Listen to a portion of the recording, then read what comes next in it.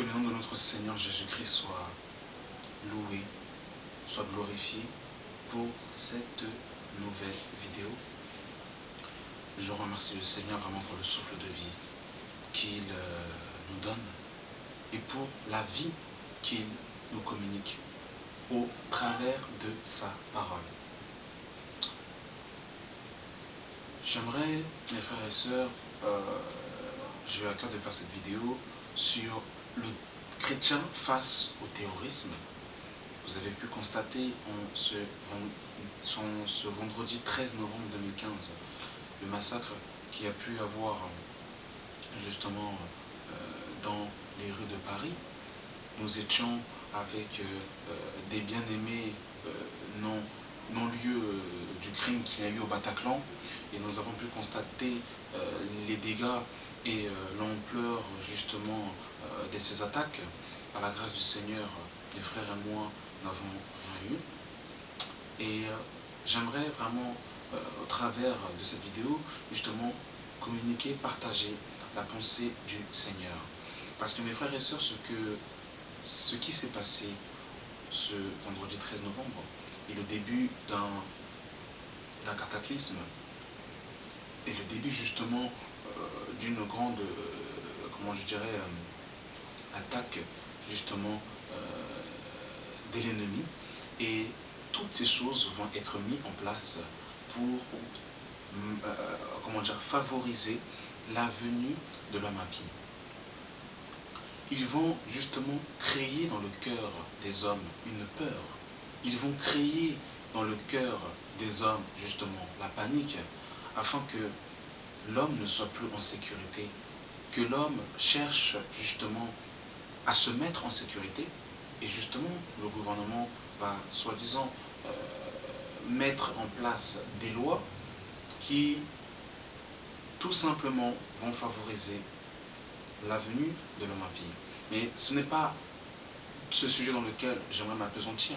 J'aimerais beaucoup m'appesantir sur la manière dont le chrétien doit se comporter face à ces attaques terroristes, face à cette peur, à cette déchéance que nous voyons grandir sous nos yeux. Alors, le chrétien doit se revêtir des sentiments de Dieu. Le chrétien doit se revêtir justement du caractère de Dieu, afin que son cœur soit gardé et que ses pensées soient toujours orientées vers la volonté du Seigneur. Nous devons, mes frères et sœurs, être des hommes spirituels dans ces temps de la fin, et nous ne devons pas, mes frères et sœurs, nous laisser ébranler par la peur, nous laisser ébranler par la panique, mais rester des hommes confiants qui posent leur regard dans le rocher d'Israël, et justement qui se lèvent dans la prière et dans le jeûne, afin que le maximum de personnes rencontrent le Seigneur. Nous sommes, déjà dans un premier temps, dans Matthieu chapitre 5, mes frères et sœurs. Matthieu chapitre 5 à partir du verset 43 qui nous dit: vous avez appris qu'il a été dit, tu aimeras ton prochain et tu haïras ton ennemi. Mais moi je vous dis, aimez vos ennemis, bénissez pour ceux qui vous maudissent, faites du bien à ceux qui vous haïssent, et priez pour ceux qui vous maltraitent et vous persécutent, afin que vous soyez fils du Père, de votre Père qui est dans les cieux. Car il fait lever son soleil sur les bons et sur les méchants. Il fait pleuvoir sur le juste et sur les injustes. Si vous aimez ceux qui vous aiment, quelle récompense méritez-vous? Les publicains aussi n'agissent-ils pas de même? Et si vous saluez seulement vos frères, que faites-vous d'extraordinaire? Les païens aussi n'agissent-ils pas de la même manière? Soyez donc parfaits, comme votre Père céleste est parfait. Le Seigneur Jésus-Christ, notre Maître, nous appelle à la perfection. Et cette perfection se manifeste dans l'amour. Et le Seigneur va nous dire que Dieu fait lever son soleil sur le bon comme sur le méchant, il fait pleuvoir sur le juste comme sur l'injuste. Ça veut dire que notre amour, mes frères et sœurs, ne doit faire exception de personne.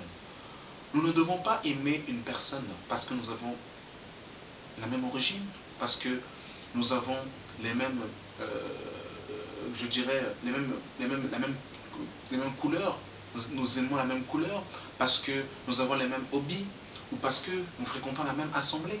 Nous devons aimer chaque homme, parce que Dieu aime tous les hommes. Et Dieu ne fait exception des personnes. La seule différence, c'est qu'il y a des hommes qui ont cru au témoignage de Jésus-Christ, qui ont cru au Fils de Dieu et qui sont devenus enfants de Dieu. Mais Dieu, mais Christ, le sacrifice de Jésus, s'étend sur toute l'humanité tout entière. Car Dieu a tant aimé le monde. Dieu a tant aimé le monde. Dieu aime sa création. Dieu aime sa créature. Il ne faut pas, mes frères et sœurs, que, à cause du terrorisme, nous puissions haïr une race, je dirais, une race, le terme n'est pas bien utilisé parce qu'il n'y a qu'une seule race, c'est la race humaine. Mais nous ne devons pas haïr une origine en particulier. Nous ne devons pas haïr les Arabes, haïr les Maghrébins, mes frères et sœurs, parce que cela ne découle pas du caractère et des sentiments qui sont en Dieu. Et nous devons prier justement pour que ces gens rencontrent le Seigneur. Et imaginez-vous un peu l'apôtre Paul qui justement persécutait les chrétiens et qui a rencontré le Seigneur sur la route de Damas. Et peut-être aujourd'hui ces gens qui sont dans le terrorisme, qui ont des armes, peut-être que demain ils rencontreront le Seigneur. Et ce sont des armes pour lesquelles le Seigneur a aussi versé son sang. Et mon frère, ma sœur, sache que si Jésus a versé 10 litres de sang pour toi, sache qu'il a versé aussi 10 litres de sang pour ces terroristes qui ont besoin de l'évangile. Parce que s'ils meurent sans Dieu, malheureusement, ils iront en enfer.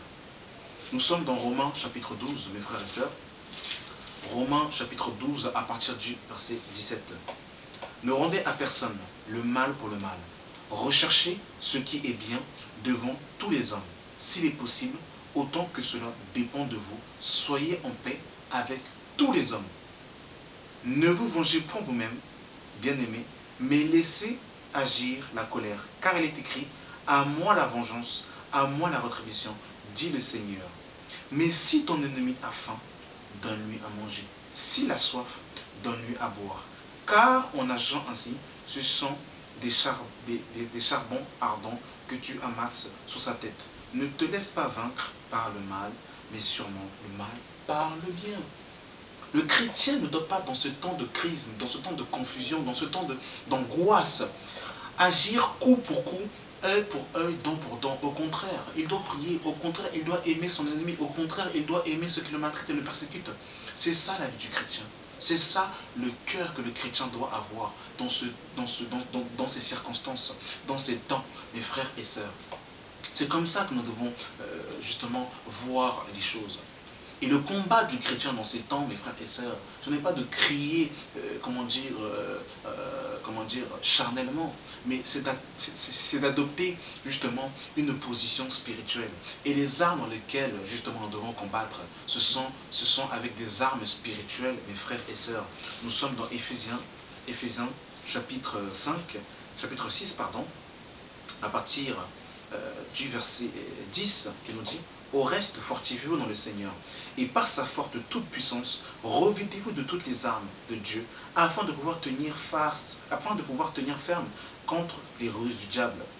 Car nous n'avons pas à lutter contre la chair et le sang, mais contre les dominations, contre les autorités, contre les princes de ce monde de ténèbres, contre les esprits méchants dans les lieux célestes.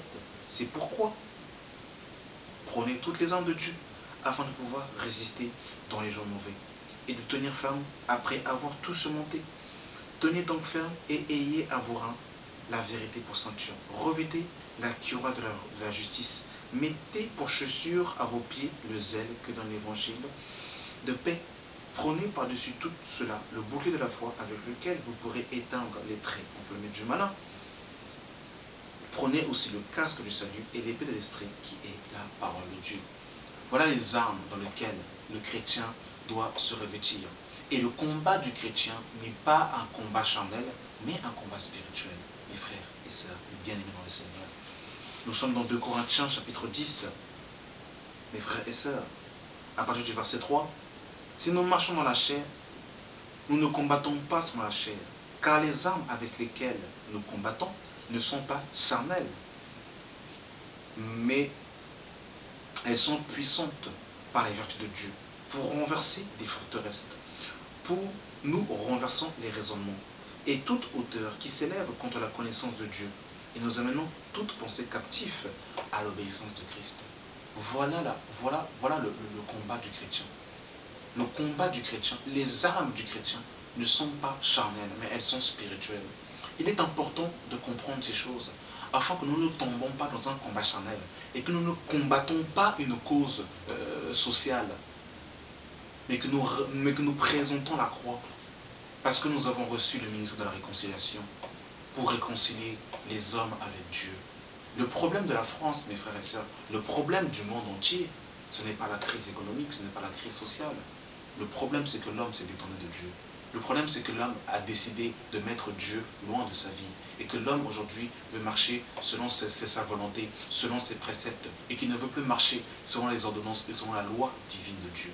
Et l'homme doit se réconcilier avec Dieu par l'œuvre de la croix, par le sacrifice de Jésus-Christ, afin justement qu'il rentre dans une paix. Et tant que l'homme n'aura pas accepté Jésus, il n'y aura pas de paix. Car il est le prince de paix. Car il est le prince de paix, mes frères et sœurs. Et j'aimerais aussi justement rassurer les chrétiens dans ces temps d'angoisse, dans ces temps de peur, que ce n'est pas par la peur du chrétien qu'il augmentera sa sécurité. La sécurité du chrétien se trouve dans l'Éternel. Nous sommes dans le psaume chapitre 34 à partir du verset 8 qui nous dit « L'ange de l'Éternel campe autour de ceux qui le craignent et il les arrache du danger. » Donc en fait, nous devons de plus en plus craindre l'Éternel afin que justement il nous garde. Mais ce n'est pas en étant dans la peur que nous allons plus nous garder. Si nous sommes dans la crainte de l'Éternel, il nous gardera certainement, les frères et sœurs. Et je suis dans le psaume chapitre 121, mes frères et sœurs, psaume chapitre 121 qui nous dit « Je lève mes yeux vers les montagnes, d'où me vient le secours. Le secours me vient de l'Éternel qui a fait les cieux et la terre. Il ne permettra point que ton pied chancelle. Celui qui te garde ne sommet ni ne dort. Car voici, il ne sommet ni ne dort celui qui garde Israël. L'Éternel est celui qui te garde. L'Éternel est ton ombre, à ta main droite. Pendant le jour, le soleil ne te frappera point, ni la lune pendant la nuit. L'Éternel te garde de tout mal. Il garde ton âme. L'Éternel gardera ton départ et ton arrivée dès maintenant et à jamais. Gloire et honneur à notre Seigneur et Sauveur Jésus-Christ. Et j'aimerais mobiliser les chrétiens du monde entier afin que davantage nous puissions prier pour que Dieu puisse toucher le maximum de personnes qui n'ont pas cru en Jésus et qui n'ont pas Jésus, d'accepter le Seigneur. Parce que s'ils meurent sans le Seigneur, eh bien ils ne verront pas le Seigneur. Davantage se lever dans la prière pour que justement ils s'attachent au Dieu unique et vrai, pour qu'ils acceptent Jésus-Christ. Et à nous-mêmes, en tant que chrétiens, nous examiner afin de pouvoir mettre notre vie en règle devant Dieu, de rechercher la paix avec tous et la sanctification sans laquelle personne ne verra le Seigneur, de mettre sa vie en règle devant Dieu, de ne pas être dans la rancœur, de ne pas vivre dans une vie de péché, mais justement de se sanctifier, de se purifier tous les jours de notre vie.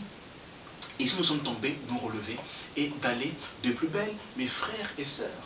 C'est capital de saisir ces réalités spirituelles et de ne pas tomber dans une haine, de ne pas tomber dans la rancœur, de ne pas dénigrer une origine ou une couleur de peau, mes frères et sœurs. C'est très important de ne pas être dans le racisme, parce que plus ça va aller et plus le racisme va s'augmenter de plus en plus dans ces temps dans lesquels nous vivons. Donc voilà, bien-aimés dans le Seigneur, merci d'avoir suivi cette vidéo, mes frères et sœurs, et que la paix soit avec vous, dans le nom de Jésus-Christ de Nazareth. Amen.